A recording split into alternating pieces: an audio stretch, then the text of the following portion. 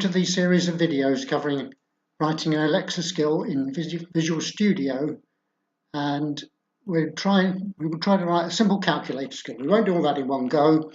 We'll do it over several videos, and we'll start with the setup and the code. You will need quite a few things to be set up before you start. You'll need an account with Amazon Web Services, for which they'll ask you for a credit card, but hopefully without what we're doing, you won't need to be charged. You will also need an account with the developer services at developeramazon.com. Having done that, you will also need to set up the AWS toolkit for Visual Studio. Don't worry about all that, because getting all those addresses, because it's all available in some notes I've got for you at freewebs.com, John Heuer, Web Store, Alexa and Video Studio's instruction. So AWS Amazon, Developer Amazon, the toolkit, and you will also need the correct versions of the .NET environment. These are available at the GitHub website as well. Make sure you've got the right versions of these. We'll show you later. Having done that, I think we're ready to go. You can start in Visual Studio with a new project,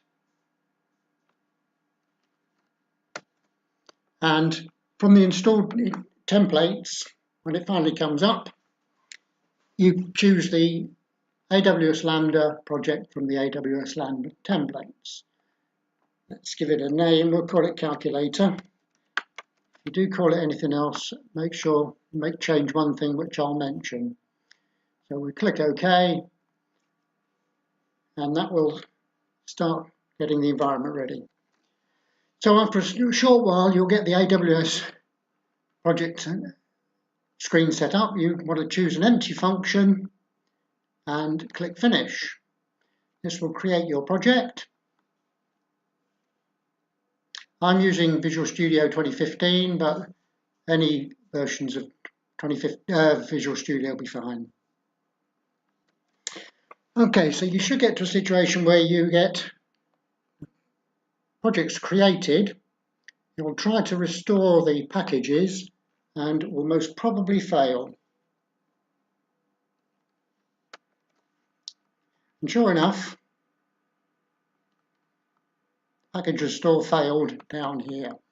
We just need to restore all our packages. We right click our project name and we'll just click restore packages. If that was too quick,